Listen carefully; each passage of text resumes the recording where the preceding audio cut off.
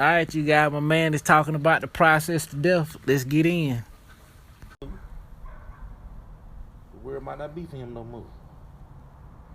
That's his suicide, but everybody, then you go to suicide. Everybody thinks suicide only one way. Taking pills, pulling a gun to your head. Or nigga, some people want to die slowly, but doing what they want to do. Come on.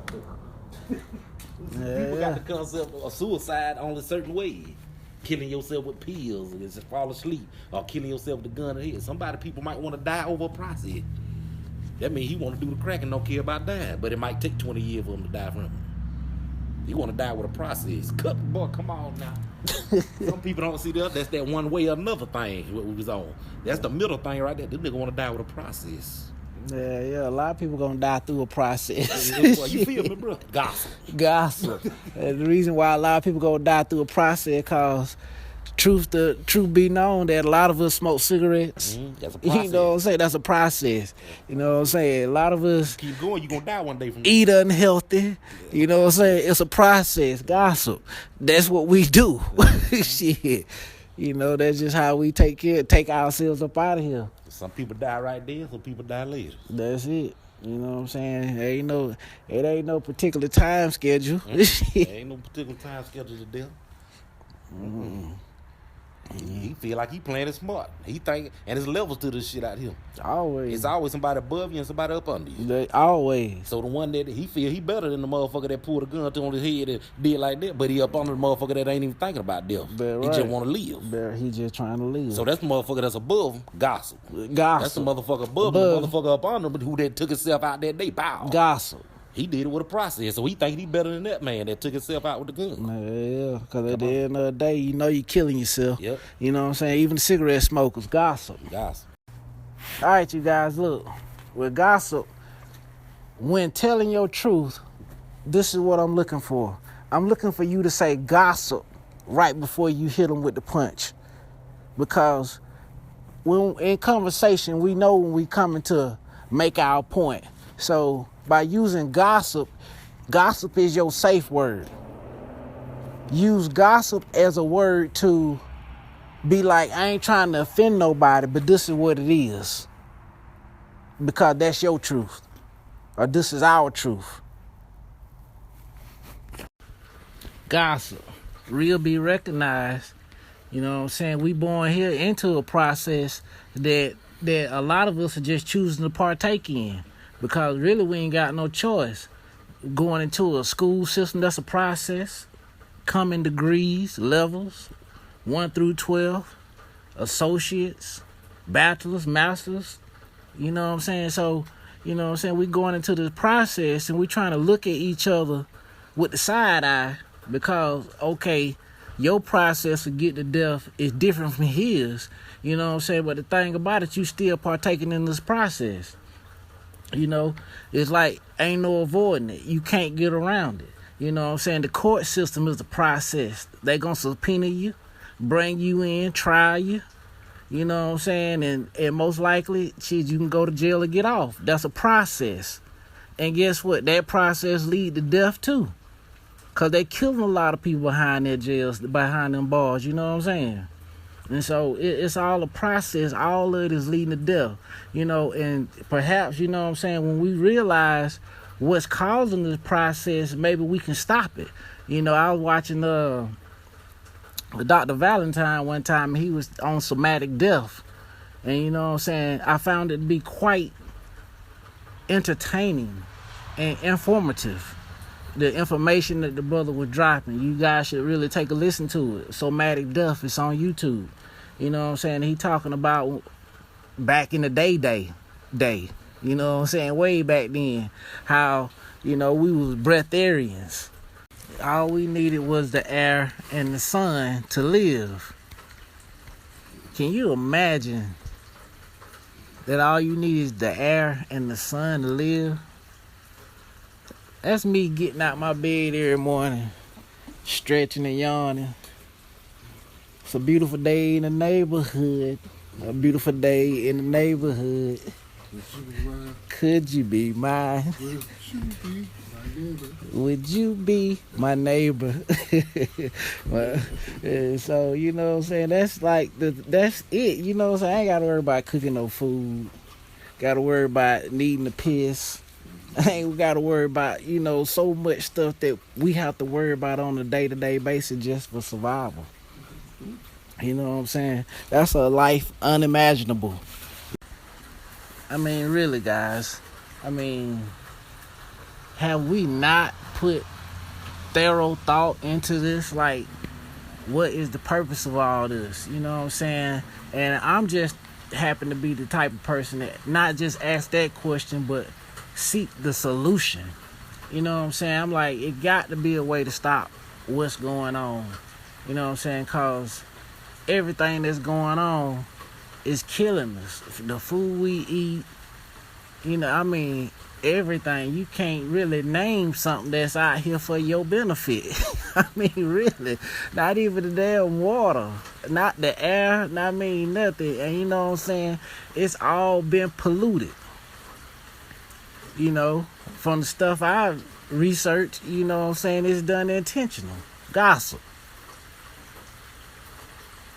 It's done intentional. And so we have to ask, or at least I ask the question, like, what is the purpose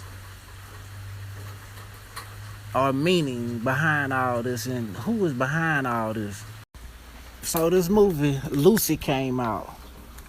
If you haven't seen it, watch it. That's a good movie. In this movie, Morgan Freeman is going over gossip, the evolution of life. And as he narrates this evolution of life, you know what I'm saying, it goes into talking about how when the conditions for man is perfect, man will reproduce. But when the conditions for man are unconducive, then man will become immortal. You know what I'm saying? He went into how the cells will begin to regenerate, you know what I'm saying? And the interesting thing I found in it is that maybe this process to death can be stopped or reversed. You know what I'm saying? How many would actually love to be able to live forever? You know what I'm saying? I think a lot of us will say we do. You know what I'm saying? But the truth be told, we really just scared to die. You know what I'm saying? So we want to live forever. You know what I'm saying? Because like death, we don't know what we getting into when we get there. But, you know, just like being born, we didn't know where we came from when we got here. I want to apologize for the next part that's coming up. It is recorded very low. I will do better the next time, you guys, so to make sure that it's all loud and make sure it's all clear for you guys to hear. Again, if anything on gossip that you guys like, please share it. You know what I'm saying? I really would appreciate you guys sending in voice messages to ask questions on anything that you may need some clarity on, or you may not understand, or even if you disagree. You know what I'm saying? Send in your voice messages so that we can talk about this, because that's the only way awareness is going to come about. You know what I'm saying? Is to talk. So again, I apologize for the upcoming section. Please turn your radio up or whatever listening device that you're on, because this will be a little hard to hear. Thank you again for coming to Gossip. All right, Gossip, let's go. You know, this all come from when The process of death. Right. But I was pondering middle of the night or early morning, you know, some of the esoteric information that I have come across and others that I have been entrusted with, trying to make sense of it all, you know. And while in that process and in that state of mind, I came to an epiphany that changed everything for me, that I'm struggling with, you know, right now. because it shakes things up and it raises some very poignant questions about a very deep subject, you know what I'm saying? And that's life and death. What happens after we die? Right. And I've died before, so I got some experience at least on at least the initial beginning part of the dying, you know. And but that epiphany that I had come to was, you know, trying to figure out what went on with these ancient priests, the ancient priesthood, and what caused some of them to basically turn. Gossip. And while I had already come to understand that some of that was because they were unable to get the people to follow the law, meaning the divine law, and that they had yearned for a return of the golden age and all of that which accompanied that age. And in that time, man was in a different state of being and a different state of mind. You know, we had a very high civilization, one that we couldn't even comprehend or imagine to be possible today.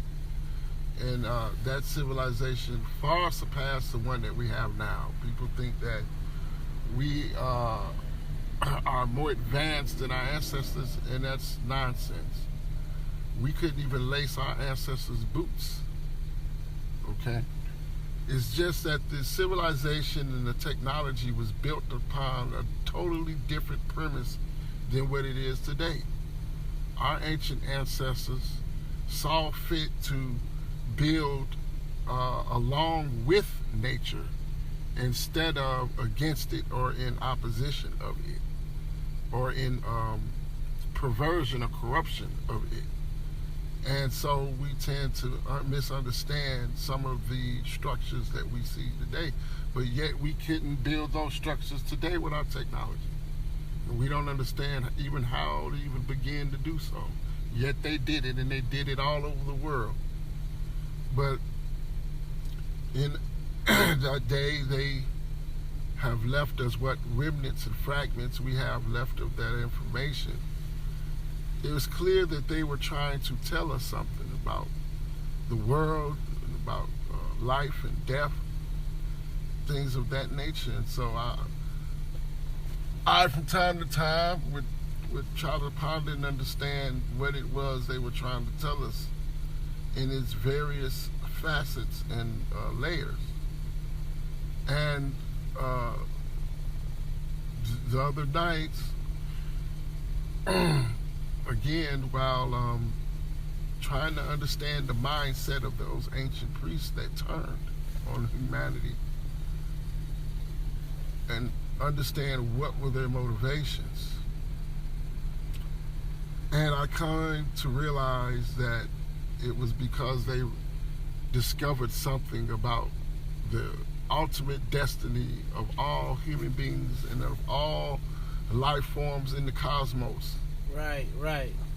And that is that ultimately when we die, supposedly, we don't cease to be at that very moment because we still have some level of consciousness. And we exist on a plane different than this one, but we are aware. And depending upon how you die and the circumstances of your death and what you have, what kind of spiritual development you have had throughout your life or lives, will determine your experiences in this realm or transitional space. And some people may become trapped in that space because of the ego and because of their traumatic death, and they are often confused when they find themselves in this unknown realm, but still able to see and experience, though not interact with for the most part, this realm. And so they can see their loved ones, they can see their body, And they're traumatized because they don't understand what happened. They were not prepared for the transition. And these people will often linger in this. Like I was saying, these people will often linger in this in-between space, and which further causes trauma because there are beings there that are not particularly friendly. And also, these are the souls that would be responsible for things like hauntings and possessions. And the reason for the possessions is because, as I said, you know, they long to interact with this realm. And so they are they are in search of a body. And when they find one that is suitable and useful to them, they will take hold of it from time to time. But the priests, obviously, they had done the spiritual work in their lifetime, during their lifetimes, and developed the process or means by which to not get trapped in that realm. And I'm not going to speak too much about that because I'm not supposed to. So I will just say that it has to do with, I'll give a couple of keys, and one is your emotional state and your ability to control your emotions, even in a traumatic experience. And the second, I would say, is all about the angle and the geometry by which you traverse this realm. And that's all I'll say about that. And so, but the priests will go and perform their work in order to traverse this space and go to higher and higher planes. And so while pondering this process and what they may have found, and also in accord with material and information that they left us as a guide, I came to a very uncomfortable realization. And that was that in the end, the ultimate destiny of all things, all conscious beings, is to become one with the Creator. Now, many people will say, well, yeah, that's beautiful and wonderful. And well, while that may certainly be, that has certain implications. And those implications are that the ego first must fade away before you can even leave that realm in between. You must rise above your ego, because your ego is attached to the material world in your body. And if you don't know how to rise above that and separate yourself from that, you'll be trapped in that space. So, but then there is the consciousness. There is the individual perspective that exists within your mind that is, while complementary to the ego, not part of the ego. But it is it does have a personam, so to speak. It has a personal flavor to it, okay? An awareness to it. And so when you merge with the great all, you lose that. And so in fact, that is your death. To lose one's identity. Completely. It's perspective. You know, you already lost the ego, but you still retain, a sense of a point of reference. You see? And everything you observe and experience, you do so from this perspective. It's like a point of viewing something. You know, one could say your angle or your pixel, so to speak, of reference. And so everything you see is in a 360 degrees, irradiates 360 degrees from that center point, from that viewing point, as the observer. And so when you merge with the great all, you lose that. And so, in a sense, or in a very real way, that is when you perish, because you no longer exist at all on any level. Only the essence, energy that was you, which was the great all anyway, exists. And so in reality, nothing exists but the all. That's all. Everything is a projection of its mind. Now, when these priests realized this must have been a bit unsettling, because if one loses that, in a sense, by trying to join with the great all, you are trying to kill yourself. You're trying to end your existence. Yet we have an innate desire to continue. It is one of the most fundamental instincts and laws of nature. No, who could resist? Who can deny that they would like to continue to exist? You may want to leave this world, but does that mean you want to cease to exist? And if you are aware of higher realms and other worlds other than this one, you may certainly desire to be in one of those, but you certainly do not want to cease to exist altogether.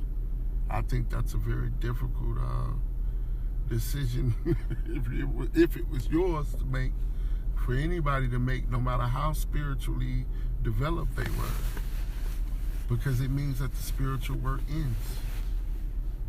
It all ends, and it's final. So I believe that once these priests discovered this, they had to struggle with the implications of it, as I'm struggling with it now. And some of them, all of them had to make decisions. And some of them made decisions to oppose this process. They made decisions that they would continue at all costs. You know, like when I first came across this information, you know, I was reading the stanzas, the Tibetan stanzas, and so, like, it was like, I would go back to the all, you know what I'm saying? Because I know that in the end game, that is the destiny, you know what I'm saying? That is our destiny, to recreate, to reunite with the all. And so I was like, I would go back to the all, but listening to you and how you really making the sound, I'm like, damn. Yeah, you is giving yourself up. No matter how spiritual you are, that is a hell of a decision to make. It certainly you know is, because we always imagine to go back into the abyss. Yeah, because we imagine joining with the all as being, we're aware of that joining. Oh yeah. You see what I'm saying? That we are somehow still active and still aware within the all. Yeah. And that's not what, that's, at least as far as this not just this information, but the contemplation of it, the implication of it, that could not be, because the all is one. Now, a person will say, well, yeah, but it's called the all. Yeah, because that's all there is. You see, you think it means all of us together. That'll be chaos. You see what I'm saying? Which brings up a whole totally different scenario, and I'll probably possibly touch on that later because it's relevant totally. Because, but back to the priests. So some of them chose to oppose that process. Now you have to ask yourself this question and say, well, wait a minute.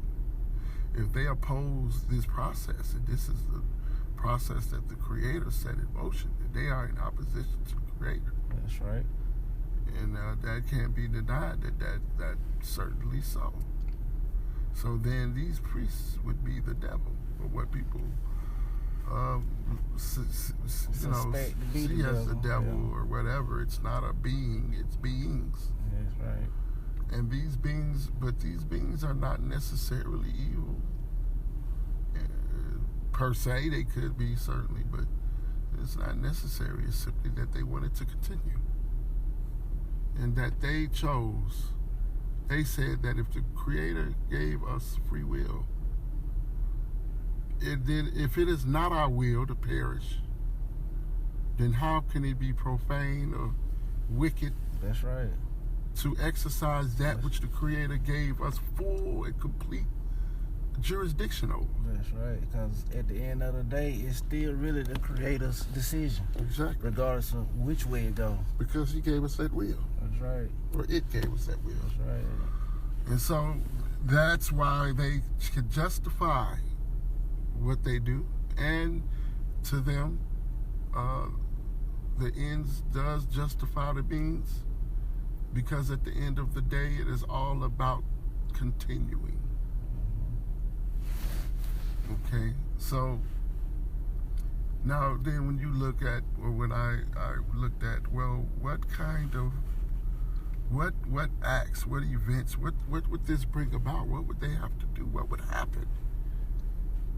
Well, what certainly had to take place is that the other priests certainly saw this as sacrilege, as blasphemous, as an affront to the Creator's will, of the natural order of things in the universe. And so a great battle ensued between the priesthood. And you had those who desired to continue and to basically rise above the destinies, or as they saw it, the fates of human beings and other life forms, and become gods themselves, to become creators themselves in their own right, and live forever. Well, some might say that's a lofty goal. What's wrong with that? You know, just because something is very nearly impossible, if not impossible to accomplish, it is in the human spirit to do that which is impossible. Mm-hmm. That is what makes us what we are. That's right. So these priests, really what they were doing was daring to be like their Creator. Is that a sin? I don't know. Because isn't that what the Creator created us for? That's right. See, it brings in some very uncomfortable thoughts, because it's, man, wait a minute here. You know, this whole concept of good and evil is a mirage. It's not real. Yeah, it's the connection. Like, I think we miss the connections and how things connect with one another. Right. Because you will have those who want to maintain the status quo. And one could look at that and one could postulate or superimpose upon that both good intent and evil. Because if you want to keep the status quo, okay, and the status quo, whatever state it is in, but say the status quo is we are in a state of bliss. Gospel. Right? Then there are those who say, well, they were just and righteous and pure for doing that, for wanting to keep us in that state. But then another could come and look at that and say, no, they were evil. Gospel. Because the Creator designed the world to change, reign supreme. That's right. Because the Creator is trying to evolve. And the only way one can evolve is by changing. So in fact, them trying to keep us in a state of bliss was a violation of the Creator's will. That's right. And not in line with it. That's right. And so you have this conundrum all over again and again and again. You will run into this conundrum, this play and display against these two forces. And then when postulating and pondering this, one comes to higher and higher epiphanies. It's like a breakthrough into the divine or the sublime. Mm-hmm. But it is troubling because it's chaotic. Mm-hmm. Who knew that the sublime was chaos? We all thought it was order, but it's not.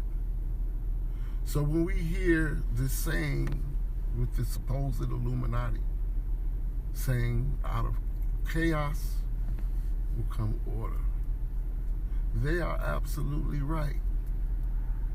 They understand what's going on here far more than any of us, and definitely more than any of these religious leaders who are but children reading bedtime stories.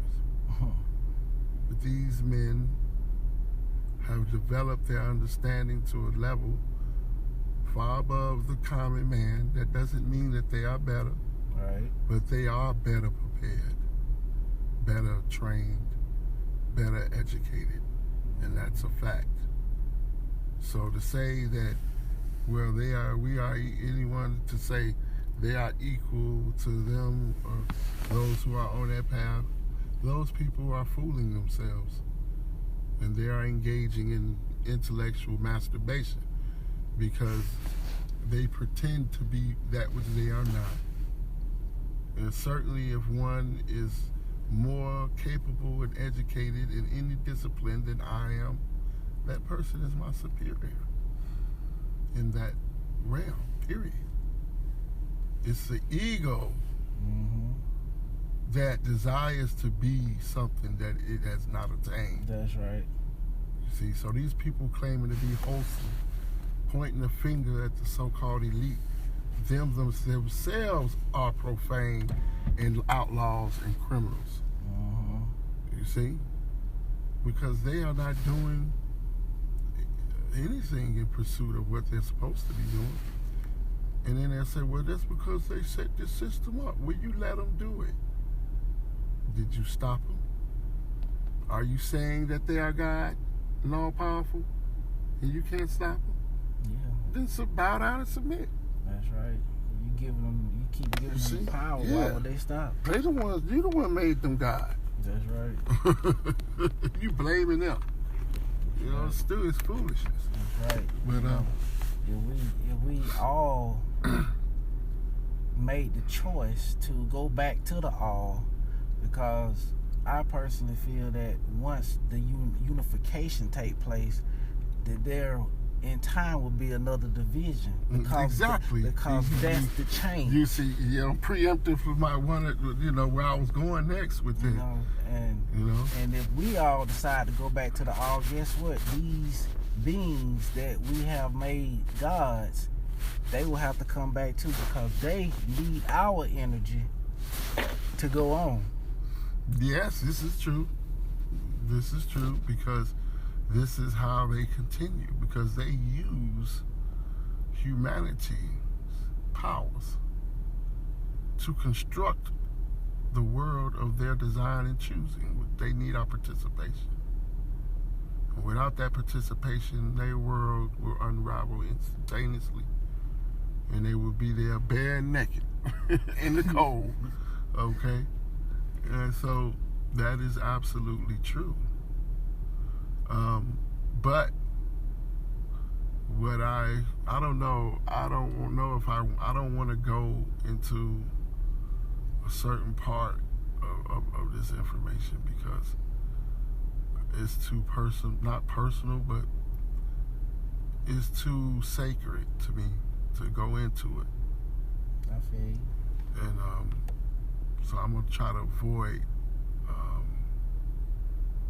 that. Alright. But what I will say is that the world is not what it appears to be. Truth does not exist, and the reality does not exist linearly. And what I mean by that is that the world, most of the world, is under the false notion that something is either true or false, Gossip. or that something is either good or evil. Gossip. And neither of these things are true, because everything exists in a state of potential. And so therefore, depending upon the angle in which you observe the event or thing will determine whether it is seen as good or evil, whether it is seen as right or wrong, true or false. Because everything that is true is also a lie. Because it doesn't tell you everything. If one leaves out information that is pertinent to understanding, did they tell the truth? Or did they deceive you? You see? And if they tell you everything they know about something, did they tell you the truth? Or did they deceive you? They both told you the truth and deceived you, or at least allowed you to deceive yourself. And this is the nature of the reality, that things exist on levels, planes, and angles. Mm-hmm. And if you are speaking of a thing within the particular, it may be true at that angle or on that plane. But if you step outside of that plane, 1 micron over, it is now false. Mm-hmm. Like people say, and I always said, I would point out to people, or give people an example of this phenomenon. Because I know some in the audience right now are thinking, this motherfucker on some bullshit. Because see, it's either it's true or it's false. You know, is the car red or is it not? Well, it's not red. No, it's not. Because what you see as red is not the car. The car being red is the first degree. And you got 359 others. The second degree is that the car is not red. That what you see is red is the particular frequency of light that it is reflecting. And it is reflecting that particular frequency of light because of its geometry, the arrangement of the pigments or pixels within the material, which will absorb other frequencies of light, but does not absorb the red frequency. And therefore, you see it as red, but it is not red. Thank you for explaining that. Okay? So, and the third degree is that you have never seen anything outside yourself. Thank you. Because your eyes, the way that our senses work, limits us in our experiences. And we can do nothing about it. At all. We cannot see more than what we can see. That's it. And we think seeing is believing. No, sir. It most certainly is not. Well, maybe it is. But seeing is definitely not knowing. Because you see, what we see when we look out in the world is a construct of our brain. It is not what is outside of ourselves. Because the image does not get past the retina.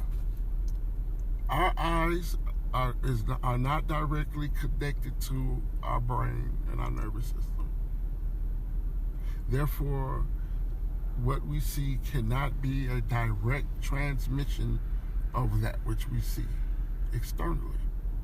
Instead, what it is a construct of our brain that takes information from the signals that our retina sends to our brain. Just like a computer. Exactly. And it creates and renders an image, usually one that is satisfactory to our sensibilities. And that is what we see. And so what we experience outside of ourselves is not outside of ourselves. Ooh, I got a perfect example. You know, like when I was in school, right, they told us that the way our eyes take in vision, it comes in, it's upside down, and the brain makes it upright. So that concept alone tells you that it is a mirror that you're looking into. So you're looking out to see in. Exactly. And this is what our ancestors say precisely. And so men have spent thousands of years seeking knowledge about the world outside of themselves, not being aware that he cannot see outside of himself, that everything he's experiencing is within. And so when we look up at the stars and out into the cosmos, we are not looking at anything but ourselves. And so the star we see is a reflection of us. The solar system we see is a reflection of us. The galaxy, as immense as it is a reflection of ourselves. And so everything that exists in the universe does not exist anywhere but inside of us. And so then, what does that make us? The Creator. All right, so this is going to wrap up this episode of Gossip, Process to Death. Before closing, I want people to understand that this was entertainment and food for thought. And like my friend was saying in the beginning, you know what I'm saying, just because you don't smoke, don't make you better than the cigarette smoker.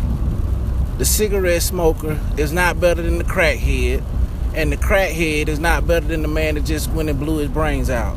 Because at the end of the day, we all on the same process, and that's the process of death. And so, in continuing on, we're trying to get you to see that we have to begin to dream of the impossible. Let's defeat death. Let's defeat it together.